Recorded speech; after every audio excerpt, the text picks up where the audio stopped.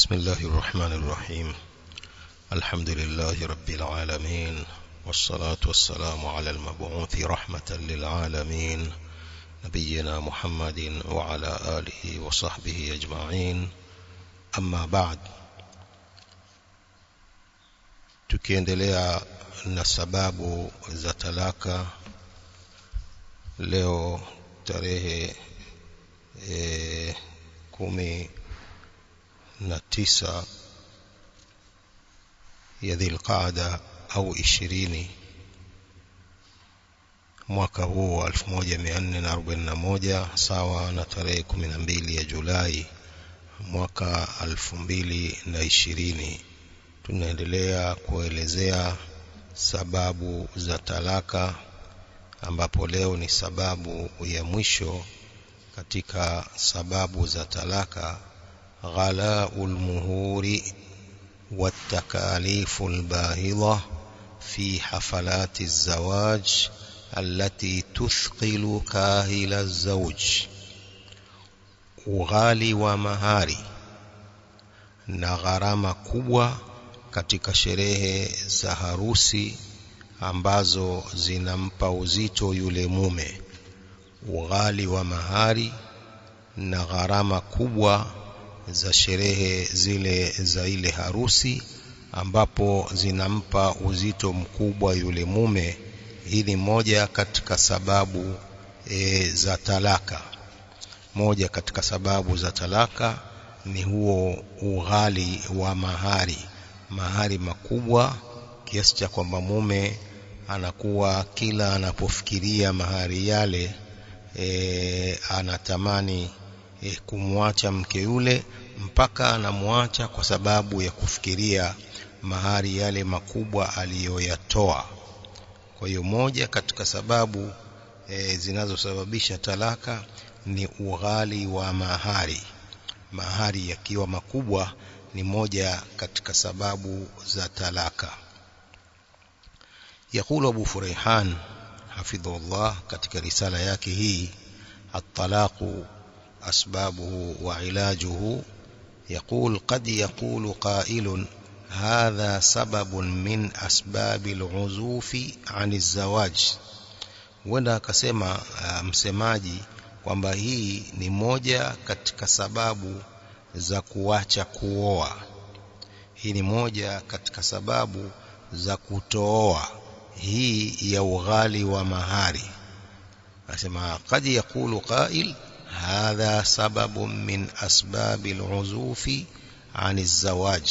hii ni moja katika sababu za kuacha na kukaa mbali na kuoa. Nakulu la, tunamwambia hapana, huwa aidan sababu min asbabi talaqi, lakini pia hiyo ni sababu katika sababu za talaka. Hiyo ughali wa mahari na gharama kubwa za sherehe za harusi, hii ni moja katika sababu za talaka, licha ya kwamba ni sababu inayofanya wavulana wasioe, lakini pia ni sababu katika sababu za talaka. Kaifa, vipi? Qal bisababi ma dafahu az-zawju min mahrin wa takalifi az-zawaj, kwa sababu ya yule mume alivyotoa yale mahari na gharama zile za kuoa. Fabisababi dhalik, kwa sababu ya hivyo, yabqa az-zawju fikruhu muallaqan bitilka ad-duyun wal amwali allati sarafaha fi zawajihi. Yabqa az-zawju, anabakia yule mume, fikra zake ni zenye kushikana au kuhusiana na yale madeni na mali zile alizozitumia katika ile harusi yake. Yule mume anakuwa fikra zake baada ya kuoa zinahusiana na yale madeni. Mara kwa mara anafikiria madeni alionayo na zile mali alizozitumia katika ile harusi yake. Fa ayu tasarrufin min az-zawja ghayru hasan. Kwa hiyo hali yoyote, jambo lolote la yule mke ambalo si uzuri, fa inna dhalika yuqidu nara al-ghadab 'inda az-zawj, hilo linawasha moto wa ghadhabu kwa yule mume. fayasubbu jama ghadabihi fi zawjatihi fayutalliquha, alafu umimina zile ghadhabu zake, umimina zile ghadhabu zake fi zawjatihi, kwa yule mke wake, fayutalliqaha, na kumwacha. Kila analofanya halafu anafikiria zile gharama alizozitoa, yale mahari makubwa aliyoyatoa. Kwa hiyo kosa dogo la yule mke linakuwa kubwa, linamkasirisha yule mume kila anavyofikiria gharama kubwa aliyoitoa, 800,000, milioni 1, 500,000 alizozitoa za mahari, pamoja na gharama nyingine za harusi. Yale yote, mawazo yale na fikra zile zinakuja kwa kosa lile la yule mke alilolifanya. Kwa hiyo hatimaye ghadhabu zile zinafanya amuache yule mke. Sababu sio lile kosa dogo alilolifanya, sababu ni ile fikra zake, kile anavyofikiria ule ughali wa mahari na zile gharama alizozitoa. Wa qalilul mahri nadaba ilayhi ar-rasulul karim nabiyur rahma wal huda sallallahu alayhi wasallam. Mahari machache ndiyo aliyoyahimiza mtume mtukufu, mtume wa rahma, mtume wa huruma, walhuda, na mwongozo, sallallahu alaihi wasallam. Wadaa li sahibihi, na akamuombea yule mwenye mahari machache. Mtume sallam amehimiza mahari machache na kuwaombea rahma na kuwaombea Mungu wale wenye mahari machache, wale walioweka mahari machache, yani wanawake wanaotaka mahari machache na kuchukua mahari machache. Mtume sallam amewaombea hao. Fa fil hadithi ana Aisha radhiyallahu anha عن النبي صلى الله عليه وسلم قال أعظم النساء بركة أيسرهن مؤونة. أعظم النساء barakatan aisaruhunna mauna, wanawake wenye baraka kubwa ni wale ambao ni wepesi wao kwa gharama. Wale wenye gharama kidogo, wale ndio wanawake ambao wana baraka kubwa katika ndoa zao. Akhrajahu Ahmad wa An-Nasa'i. Alhadithu hadha sahihun, akhrajahu al-Imam Ahmad wa An-Nasa'i min hadithi Aisha radhiyallahu anha. Kwa hiyo mahari machache, yule mume anakuwa mtulivu, na pia kuna baraka kwa mwanamke yule ambaye amechukua hayo mahari machache. Kwa hiyo Mtume sallam amehimiza jambo hilo, na pia amemuombea huyo mwanamke ambaye anachukua na kutaka mahari machache kwa hadithi hii, a'dhamun nisa'i barakatan aisaruhunna mauna. Wanawake wenye baraka kubwa zaidi ni wale ambao ni wachache wao kwa gharama. Bal ghadiba an-nabiy sallallahu alayhi wasallam min al-mukatharati fil mahri, bali Mtume sallam ameghadhibika kukithirisha mahari.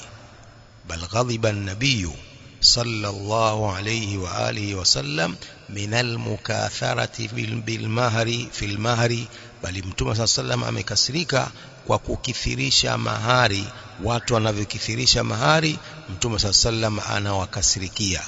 فعن أبي هريرة رضي الله عنه قال جاء رجل إلى النبي صلى الله عليه وسلم فقال, alikuja mtu mmoja kwa Mtume sallallahu alaihi wasallam na kusema, inni tazawwajtu imra'atan min al-ansar, mimi nimeoa mwanamke mmoja katika ansar, wale masahaba wa Madina.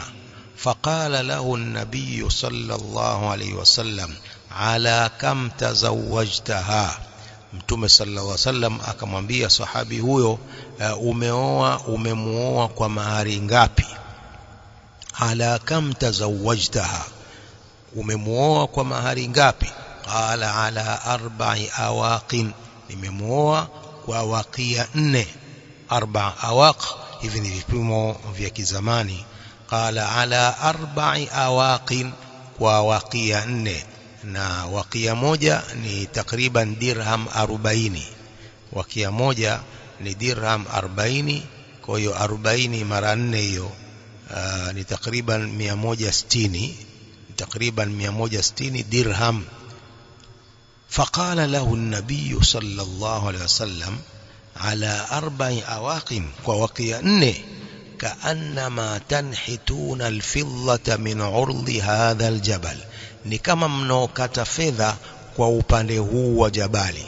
Kaannama tanhituna alfidda min urdi hadha aljabal, kama kwamba mnakata fedha kwa upande wa jabali hili, yani kama mnaokata fedha kwa upande wa jabali ndiyo mahari. Wa maana dhalik karahatu ikthari almahri binisbati ila hali alzawj.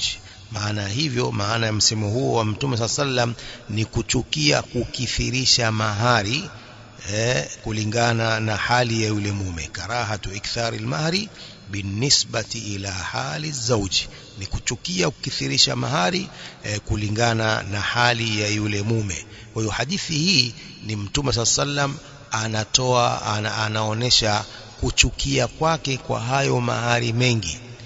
كأنما تنحتون الفضة من عرض هذا الجبل, ni kama kwamba mnakata fedha kwa upande wa jabali hili. رواه الإمام مسلم وهو صحيح, حديث صحيح أخرجه الإمام مسلم في صحيحه. Mtume akionyesha kuchukia mahari makubwa, na haya ndiyo yaliopo katika zama zetu hizi. Haya ndiyo yaliopo sasa hivi katika zama zetu hizi. Mahari 500,000, mahari 700,000 mpaka 1,000,000 mpaka 2,000,000 imefika ni mahari.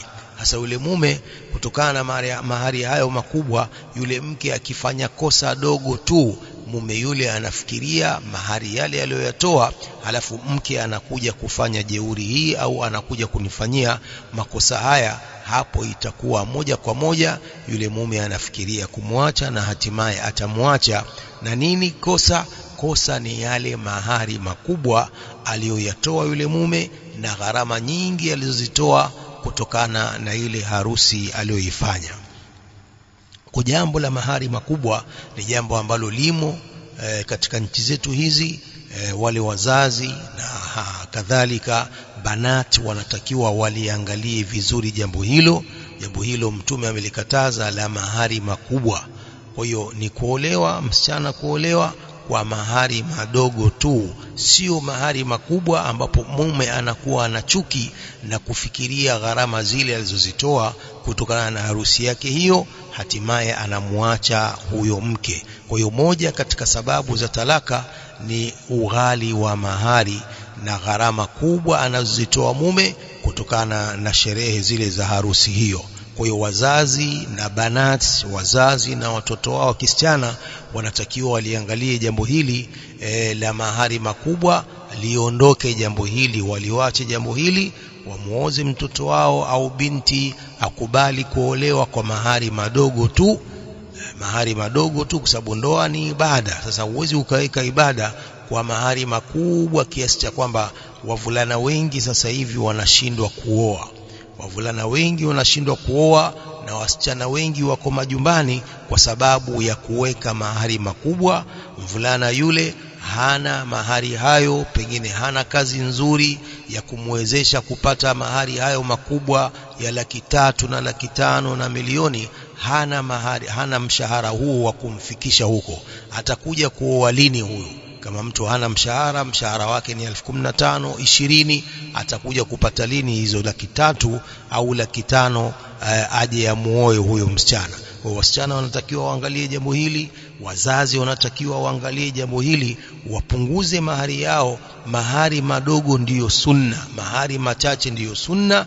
Mahari makubwa Mtume sallam anayekasirikia na kughadhibika jambo hili la ibada, kulifanyia uzito kiasi hicho mpaka wavulana wanashindwa kuoa kwa sababu ya mahari makubwa. Kwa hiyo Waislamu wote kwa jumla tunatakiwa tuzingatie jambo hilo la Mtume sallam na hadithi hizi za Mtume sallam, na tutake baraka kwa banati zetu ikiwa wataweka mahari madogo, kiasi kidogo tu cha mahari, ni baraka katika wale wanawake wale wasichana, na ni baraka pia katika ndoa zao, zinakuwa na baraka. Ikiwa mahari ni kidogo, ikiwa mahari ni machache, zile ndoa zinakuwa na baraka, na hao wanawake pia wanakuwa na baraka, kama hadithi hii ya Mtume sallallahu alayhi wasallam tuliyoisoma, a'dhamun nisa'i barakatan aisaruhunna mauna.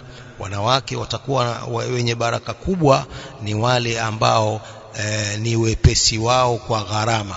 Kwa hiyo kila gharama zinavyokuwa ndogo, kila mahari yanapokuwa kidogo, ndipo wanawake wale wanavyokuwa na baraka katika maisha yao na kadhalika katika ndoa zao.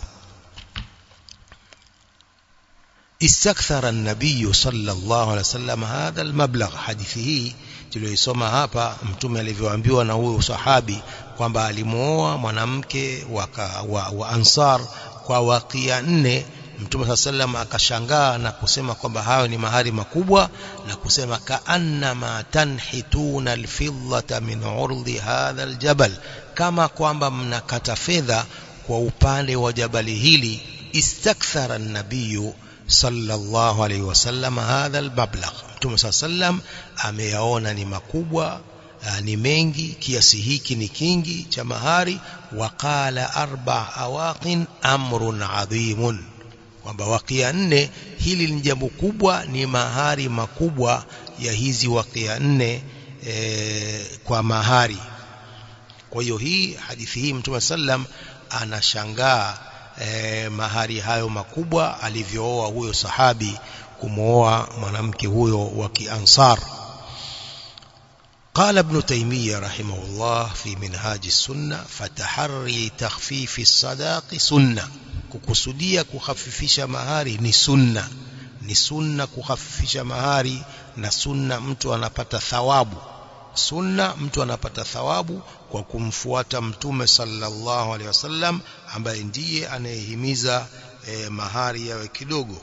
Walihadha istahabba alulama alla yuzada ala sadaqi rasulillahi sallallahu alaihi wasallam linisaihi wa banatihi. Kwa hiyo maulama wanasema ni sunna kutozidishwa zaidi ya mahari ya Mtume sallallahu alaihi wasallam kwa wake zake na wasichana wake. Istahabba alulama, maulama wamesema ni sunna kutozidishwa zaidi ya mahari ya Mtume wa Allah sallallahu alaihi wasallam kwa wake zake na banati zake. Waqad ruya anna aliyan asdaqa fatimata dir'ahu, imepokewa kwamba Ali ibn Abi Talib alimpa mahari mama Fatima dir'ahu, kanzu yake ya vita. Ali ibn Abi Talib alimpa mahari Fatima binti yake Mtume sallallahu alaihi wasallam dir'ahu, kanzu yake ya vita ndiyo mahari.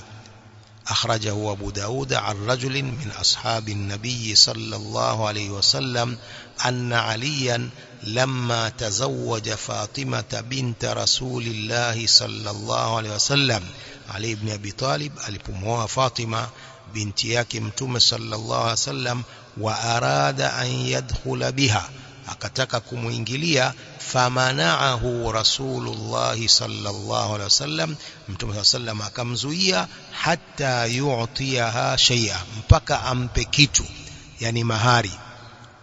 Famanaahu Rasulullah sallallahu alaihi wasallam hatta yu'tiyaha shay'a, akamzuia Mtume wa Allah sallallahu alaihi wasallam mpaka ampe kitu, kwa sababu mahari ni jambo la lazima kama alivyosema Allah, wa atun nisaa sadaqatihinna nihla, wapeni wanawake mahari yao hali ya kuwa ni kipawa. Kwa jambo la mahari ni jambo la lazima, lakini yasiwe mahari makubwa. Kwa hiyo Mtume sallallahu alaihi wasallam alimzuia Ali ibn Abi Talib mpaka atoe mahari. Faqala ya Rasulullah laysa li shay'un, Ali ibn Abi Talib radhiyallahu anhu akasema, ya Rasulullah, mimi sina kitu. Faqala lahu an-nabiy sallallahu alaihi wasallam a'tiha dir'ak, Mtume sallallahu alaihi wasallam akamwambia Ali, mpe hiyo kanzu yako ya vita. A'tiha dir'ak, mpe kanzu yako ya vita. Fa'ataha dir'ahu, akampa ile kanzu yake.